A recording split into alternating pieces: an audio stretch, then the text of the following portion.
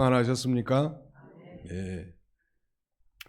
오늘은 지난 시간에 이어서 이 아론과 그 아들들의 이 제사장 위임식에 관한 부분입니다.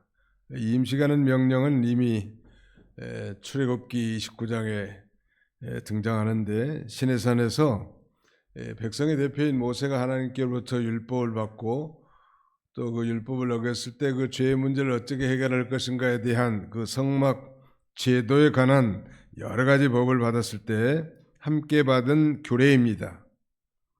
그러므로 이 임식 제사는 제사 제도가 지시되고 규정되기 전까지는 수행될 수가 없었기 때문에 우리가 앞부분에서 5대 제사, 제사의 목적에 따라서 이 번제와 소제, 그리고 화목제와 속제제, 마지막 속건제, 이 5대 제사에 대해서, 그리고 그 제사 드리는 그 방법에 있어서 이 화제, 그 다음에는 요제, 그 다음에는 거제, 그 다음에는 전제, 이렇게 4개의 이 종류로 나눌 수 있다고 했습니다. 이 임식 제사는 이 번제나 소제 같은 제사한 종류가 아니라는 것. 이 임식 제사는 그러니까 5대 제사에 해당되는 건 아니고 아주 특별한 목적, 즉 제사장을 세우기 위한 임식 제사라고 하는 건, 말하자면 이 제사장을 세우기 임직하기 위한 특별한 목적으로 이 공개적인 장소에서 시행되었습니다. 오늘날도 목사님이라든지 장로님, 안수 집사님, 이런 임직할 때 온 성도들이 다 모여서 함께 시행되는 그런 이치와 같겠습니다. 이 제사장의 임식 어떻게 될까? 아까 우리 장승덕 집사님한테 전화 왔는데, 지난 수요일날 자기가 목사님을 통해서 전해지는 말씀에 은혜를 많이 받았다고 전화가 왔습니다. 오늘도 집에서 유튜브를 통해서 말씀을 듣겠다고 하는 거죠. 제가 지금 얘기한 거 다 듣고 계실 거라. 아무튼 감사할 일이, 성령 하나님께서 말씀을 듣는 회중들의 마음을 감동시켜서 그 말씀이 우리에게 은혜가 된다는 것은 대단히 갈목할 만한 그런 일이 할 수 있겠습니다. 그 임식, 제사장 임식의 그 구체적인 절차, 여기 지금 8장은 계속 이 제사장 임식에 대해서 반복해서 말씀하고 있는데, 우리가 배운 대로 먼저 새 옷을 입을 그 제사장을 데려다가 그 몸을 씻긴다고 그랬죠. 목욕 제개시키는 거예요. 그 다음에는 속옷과 겉을 입힌 다음에 띠를 띠고 흉배를 붙이고 거기에 우림과 전미물 넣고 머리에 관을 씌운다고 했습니다. 세 번째는 그 관유로서 머리에 부어가지고 이 거룩하게 구별한 후에 이제 3가지 제사를 드리는데, 하나는 속제제, 그 다음에는 번제, 그 다음에는 이 화목제를 드립니다. 그러니까 이 제사장 임식에 드리는 3대 제사라고 하면 속제제, 번제, 그리고 화목제인데, 내용이 길다 보니까 오늘은 그 2가지 앞부분을 살펴보려고 합니다. 먼저 이제 이 제사장 임식 때 중요한 그 과정 중에 하나는 관유, 기름을 붓습니다.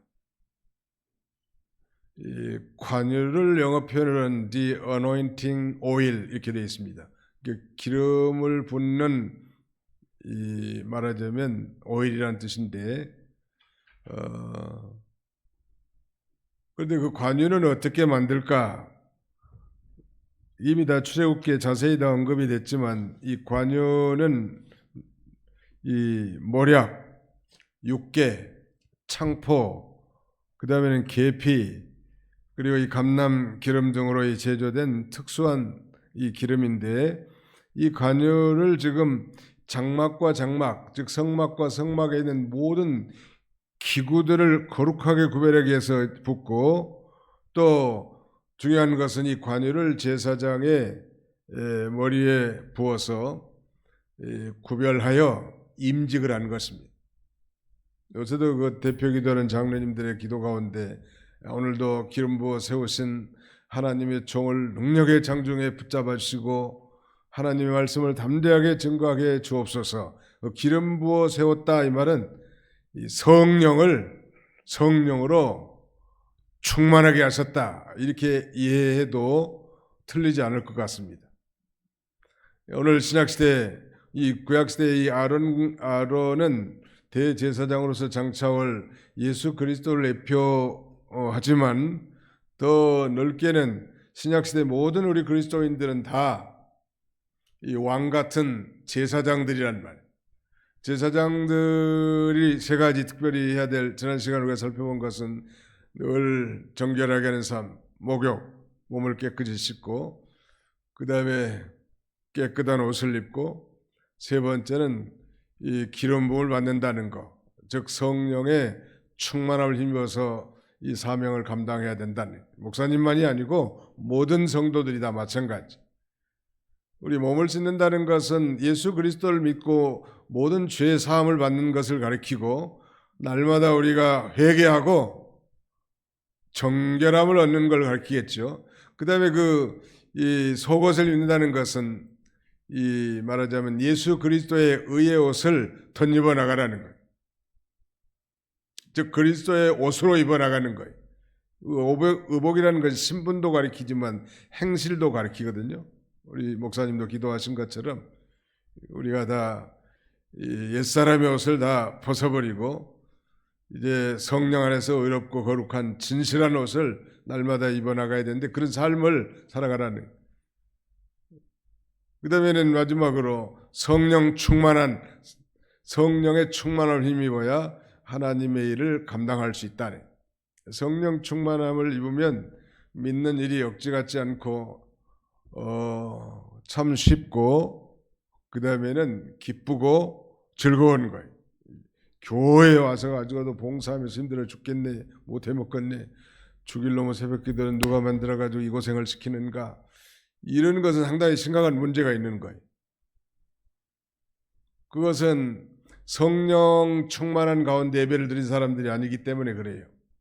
성령 충만한 사람은 예배가 사모가 되고 말씀을 꿀과 같이 단맛으로 받게 되고 봉사의 기쁨과 즐거움이 넘치게 된단 말이에요.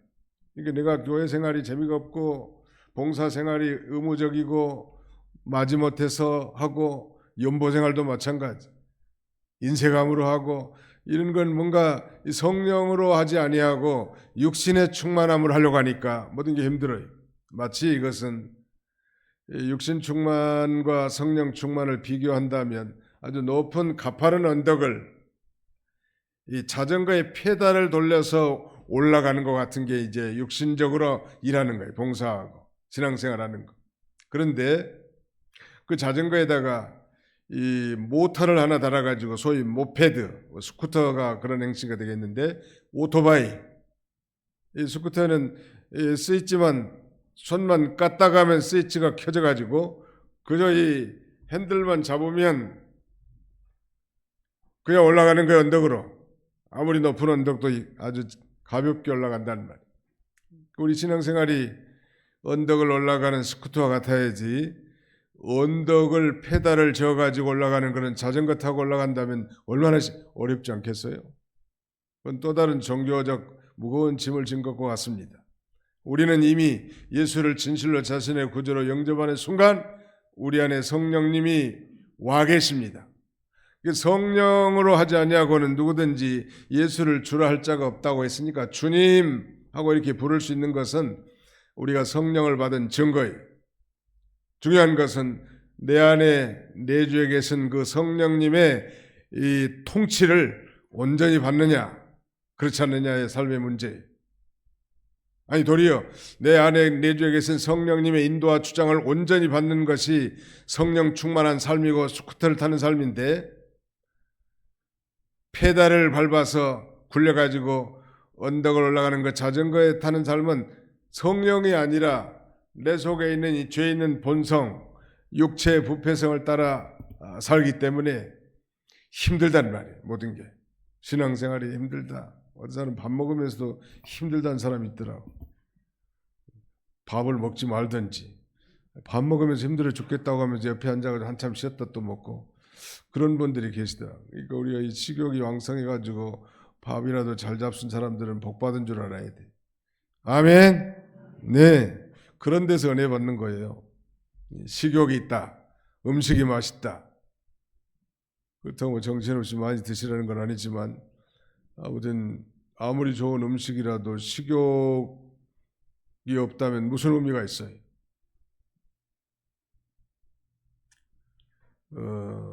제가 지금 강조하고자 하는 것은 오늘 신약시대 우리 모든 그리스도인들이 다 왕같은 제사장인데 늘 죄를 회개하고 씻는 생활을 하시고 늘 의를 덧입어가는 삶을 할 뿐만 아니라 더욱 중요한 것은 늘 성령 충만한 삶을 살라는 거예요.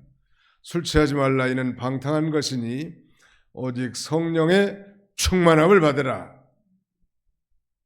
술 취한 사람이 알코올 힘으로 일도 하고 큰 소리도 치고 그런 것처럼 예수 믿는 사람은 성령 힘으로 큰 소리도 치고 봉사도 하고 하나님 일하는 거라는 거예요. 믿으시기 바랍니다. 네. 이제 관유를 어떻게 하는가 하면 그 관유를 모략과 육개, 창포와 계피 그리고 감람기름, 올리브유를 섞어서 이렇게 제조한 특수 기름인데 이 관유를 제사장들을 구별하기 위해서 사용할 때뿐만 아니라 그 성전, 성막에 있는 모든 기구들을 거룩하게 구별하기 위해서도 사용되었는데 거기 보면 제단에 7번 뿌린다고 하지 않았습니까? 자, 거기 한번 읽어보실까요? 예, 10절로 11절, 12절 같이 한번 읽어봅시다. 10절로 12절 시작. 모세가 관유를 가져다가 성막과 그 안에 있는 모든 것에 발라 거룩하게 하고 또 제단에 7번 뿌리고 또 그 제단과 그 모든 기구와 물두멍과 그 받침에 발라 거룩하게 하고 또 관유를 아론의 머리에 붓고 그에게 발라 거룩하게 하고 그 관유를 이 제단에 7번 뿌리라는 거예요.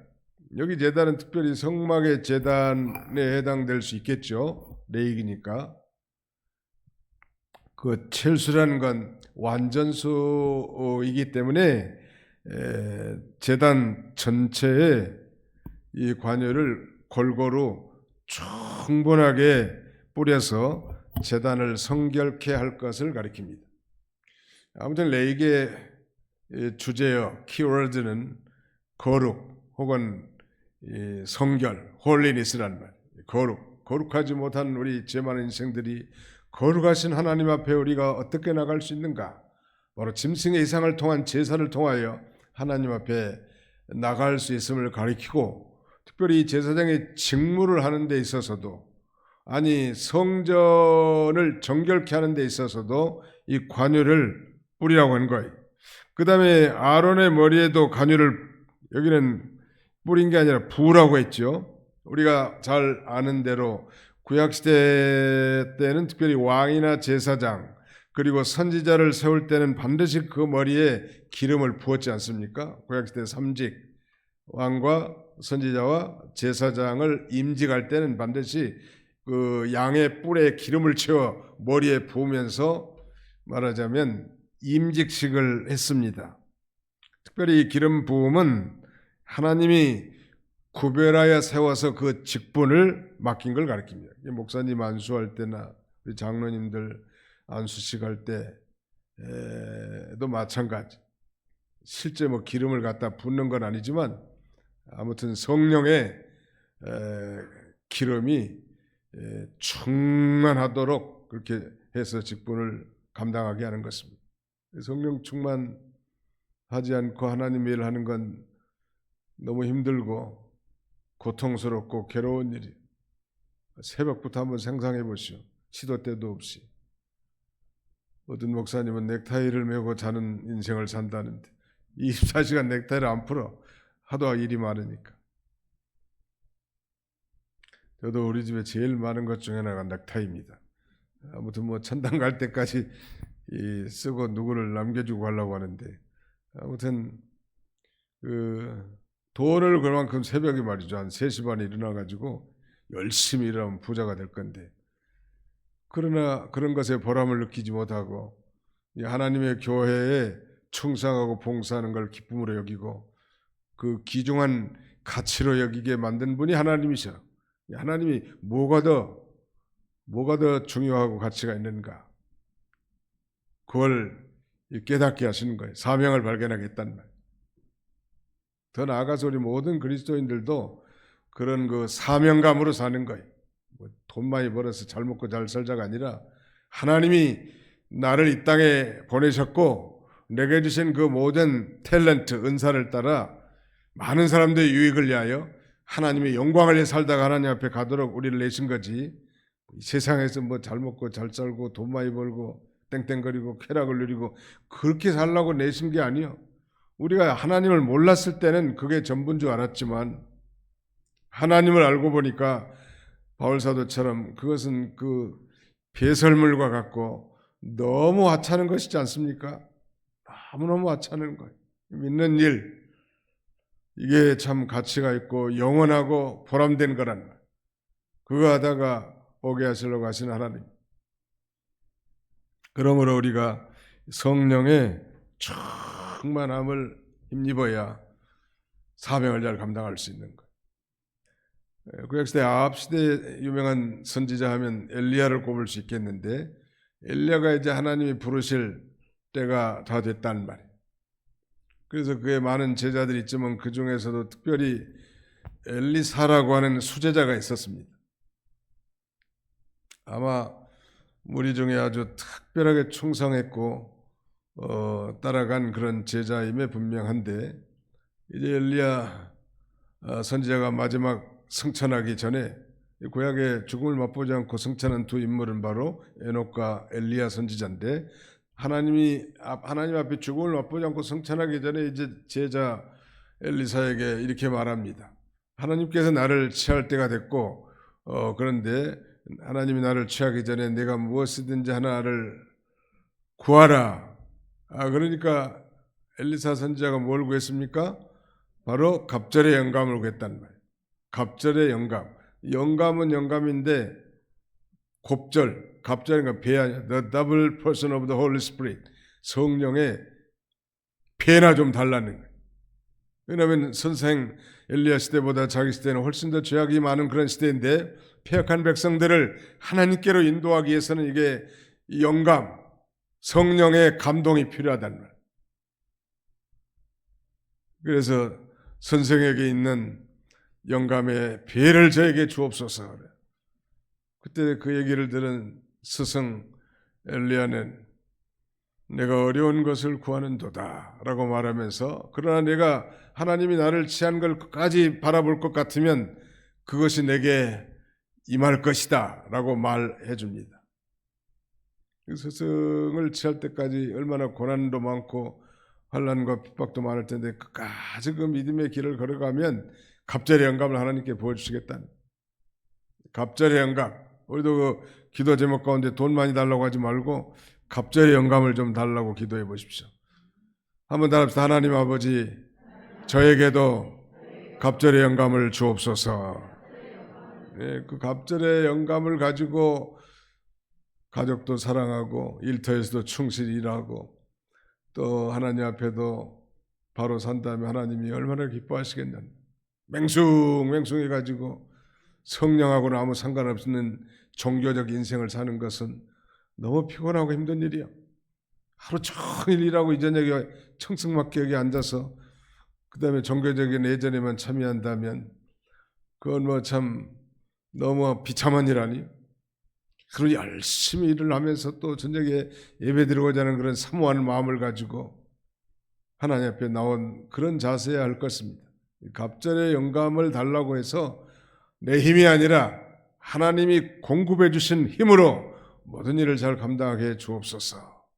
그건 스쿠터를 타고 언덕을 올라가는, 어느 사람 이 배달의 민족에서 나왔는지 어쩐지 뭐 아무튼 스쿠터는 한 손에 잡고 깡통은 옆에 잡고 달달달 올라가더라고. 뭐 그거 보는 사람이 겁나게 생겼어.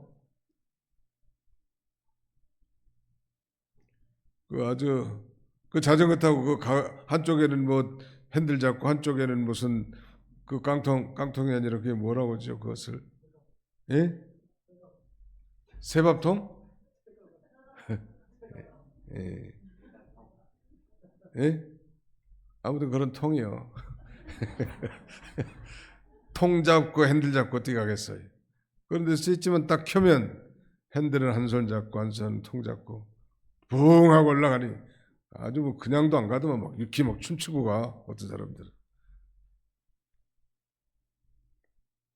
사실 우리가 그렇게 춤추고 댕겨도 유의 부족한 사람.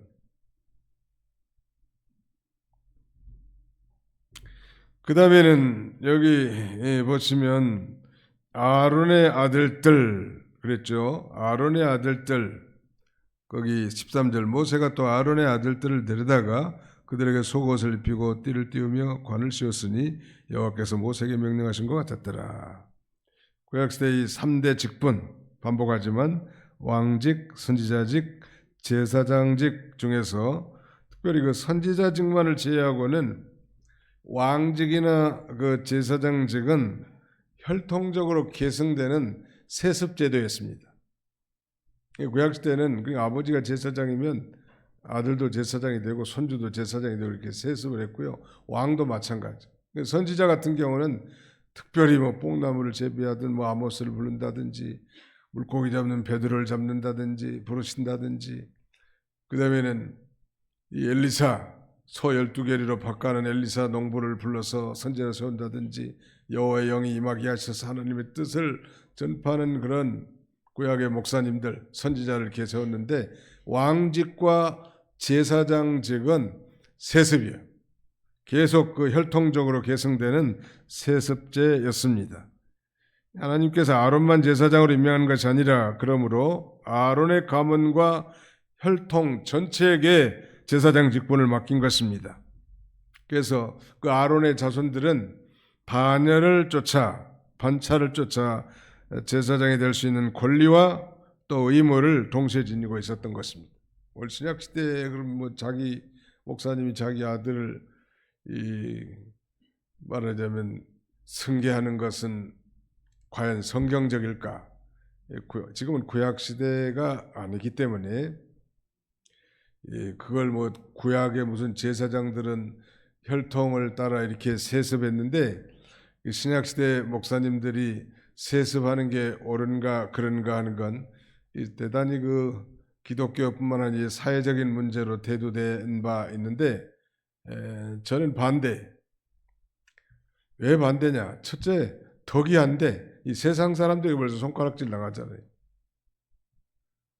강동에 가면 M교회라는 교회, 큰 교회가 있는데 그 아버지가 참 훌륭한 목사님이신데 그 아들을 개척을 보냈다가 그 교회도 많이 커진 모양이에요. 뭐 몇천 명 되게. 다시 뭐 그 교회고 뭐 합해가지고 뭐 다시 뭐 자기 후계자로 이렇게 세습하게 했다고 해서 총회로부터 아주 뭐 비난도 받고 아무튼 대단히 사회적인 문제가 됐는데 그 자체가 벌써 하나님께 덕이 안 되는 거예요. 충분히 아들이 실력이 있고 그 다음에는 능력이 있다고 하면 그 개척을 시켜서 더 고생하게 하는 게 그 참 부모지. 그 무슨 왕국을 하나 세워가지고 계속 자자손손 대대로 하는 것은 옳지 않다는 말. 이 구약의 이 제사장하고는 근본적으로 다른 겁니다. 덕이 안 되니까 해서는 안 된다. 저는 그렇게 생각을 하고 자기 아들이 아니라도 훌륭한 사람 세워서 그 일을 잘 감당해 가면 좋지 않겠어요? 진짜 부모라면 자녀들로 하여금 고생을 좀 시키는 게 진짜 부모예요. 엄부 밑에 효자난다는 말이 있는데 효도 받지 못하고 자식들에게 그 말하자면 문제되는 그런 일이 있는 가정들 보면 자식들을 너무 사랑해가지고 그러는 거예요. 어떤 뭐 도둑질하고 아주 강도질만 하다가 어떤 사람이 감옥에 갇혔는데 그 어머니가 면회 갔더니 그 창살틈으로 가래침을 탁 해가지고 어머니 얼굴에 뱉더래. 어머니가 나를 이렇게 가르쳐가지고 내가 이렇게 도둑질을 하고 깡패질 하다가 감옥에 들었다. 기가 막힐까요? 자식 귀한 줄 누가 모르냐는 말. 귀한 자식일수록 속으로는 사랑하지만 겉으로는 냉철하게 하는 것도 좋은 교훈입니다. 부모가 자식을 망치는 거예요. 어떤 면에서는. 고등학교만 졸업하면 집에서 독립하도록 내보내야지. 부모가 품고 싸움하고 있으면 어쩌자는 거예요. 가서 품팔이를 하든지 거지 동냥을 하든지 나가서 자립할 수 있도록 해주는 게 필요합니다. 그것이 자녀를 위한 거예요. 설교하고는 좀 거리가 동떨어져 있지만 그런 면에서 세습제도라는 것에 대해서 저는 반대 입장이고, 우리 교단도 마찬가지 훌륭한 목사님들 세워서 개성하면 될 건데 자기 사위를 세워가지고 갈라치게 만들기 말이나 되냐는 말이게. 너무 참 안타까울 일이요. 근데 거기 마지막 부분에 보시면 13절 하반절에 여호와께서 모세에게 명령하신 것과 같았더라. 그러니까 하나님께서 모세에게 명령하신 대로, 즉 이렇게 실행한 거예요, 말하자면. 이런 표현이 4절, 9절, 17절, 21절에도 계속 반복하고 있습니다. 그 다음에 이제 살펴보고자 하는 내용은 14절부터 21절까지의 내용인데요. 위임식을 할 때, 제사장 위임식을 할 때 세 가지 종류의 제사를 드립니다. 위임식의 3대 제사. 첫째는 속죄제, 두 번째는 번제, 세 번째는 화목제입니다. 그 화목제는 시간이 없기 때문에 다음 주에 살펴보려고 하고요. 오늘은 이 두 가지, 이 번제와 속죄제와 번제를 살펴보려고 합니다. 우리가 이미 5대 제사 가운데 속죄제를 살펴봤는데, 그 속죄제라는 것은 그 제사장 임직 시에도 이 제사장을 위한 속죄 제사를 드리는 것입니다. 이건 죄 많은 제사장도 죄 많은 인간이니까 그 죄인이 그 속죄의 제물을 통하여 이 모든 죄를 용서받고 하나님과의 관계가 바로 되는 게 중요합니다. 그래서 저는 이 목사가 되기를 원한다든지 이 선교사가 되기를 원하는 것도 마찬가지지만 가장 중요한 게 이 속죄의 은총의 체험이 있을 것. 즉 말하자면 이 속죄의 은혜에 참여한 자가 교회에서도 장로님도 되고 권사님도 되고 집사님도 돼야 돼. 이것이 우리를 지탱해 주는 힘입니다. 속죄제. 제사장들도 마찬가지 그렇게 하는 거예요. 위임식 제사를 드렸는데 제일 먼저 위임식 속죄제를 드렸는데, 이걸 통해서 먼저 하나님과 인간 사이의 모든 이 저해 요인들을 다 제거해서 정결하게 한 거예요. 그래서 이 속죄제 말은 제물이 오는데 그건 수송아지를 끌고 오면 그 수송아지의 머리에 안수함으로 자신의 모든 죄를 전가시키게 됩니다. 그래서 내가 죄인이지만 내 죄를 이 수송아지 머리에 안수함으로 그리 건너가게 해서 이 속죄제 희생을 이제 잡아 그 피를 손가락에 찍어서 제단 내 기퉁에 뿔에 발라서 제단을 거룩하게 하고 남은 피는 그 제단 밑에다 쏟게 해놨거든요. 굉장히 중요한 의미요. 그 다음에 내장에 덮인 기름이 있는데 16절 같이 한번 읽어보실까요? 16절 시작. 또 내장에 덮인 모든 기름과 간 꺼풀과 두 콩팥과 그 기름을 가져다가 모세가 제단 위에 불사르고. 그 속죄제의 경우 반드시 제단에 올려서 불태워져야 될 것들인데, 거기 모든 기름과 간 꺼풀과 그 다음에는 두 콩팥이란 말. 이것들은 그 희생제물의 피와 더불어서 가장 귀중한 부분입니다. 우리의 상식과는 좀 배치되죠. 우리 고기 먹을 때 기름 다 떼내버리고 먹는 사람을 좋아하고 또 그래야 마땅한데, 성경에서 이 동물의 이 기름은 가장 귀중한 부분이라는 거, 이 기름.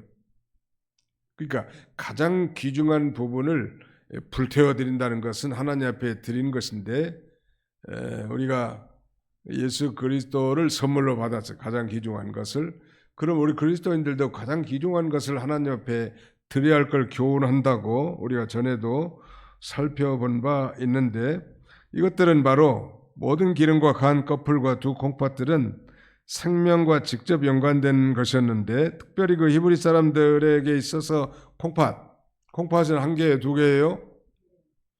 열어보지 않아서 몰라요? 예, 두 개라고 합니다. 아무튼 콩팥을 다른 말로 하면 심장이 아니고 신장이죠. 신장. 신장만 안 좋아도 죽더라고 보니까.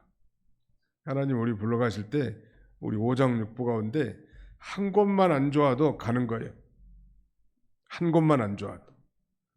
하나님이 살리려면 얼마든지 하나님 능력으로 다 살리시지만, 하나님이 데려가니까 다 어떤 사람은 간이 안 좋았다든지, 어떤 사람은 뭐 담도, 쓸개와 간과 연관되는 그 관이, 저희 어머니는 담도 염으로 세상을 뜨셨는데 77세. 담도염. 그 옛날 그 물고기를 뭐 회로 먹는다든지 민물고기를, 이런 사람들이 그런 병에 많이 걸린다고들 합디다. 민물고기를 그렇게 날것으로 먹는 것은 건강에 치명적으로 안 좋아요. 아무튼 뭐든지 하나 안 좋으면 천국 갈 준비를 해야 돼.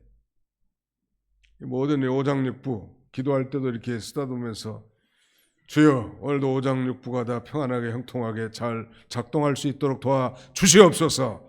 기도 좀 하라. 그동안 60년 70년 동안 얼마나 너 수고가 많았느냐.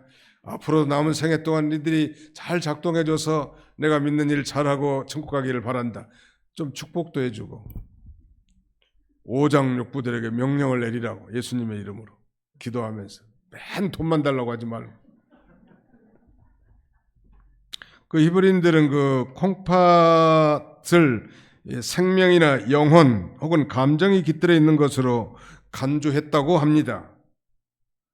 그래서 이 가죽과 피와 더불어서, 기름과 피와 더불어서 이 콩팥은 여호와께 드려졌는데, 이것은 생명 전체를 하나님 앞에 드리는 것과 같다. 그렇게 설명할 수 있겠습니다. 모든 기름과 간 꺼풀과 두 콩팥을 다 기름을 가져다가 다 불로 태워가지고 이렇게 하나님 앞에 드리는 것입니다.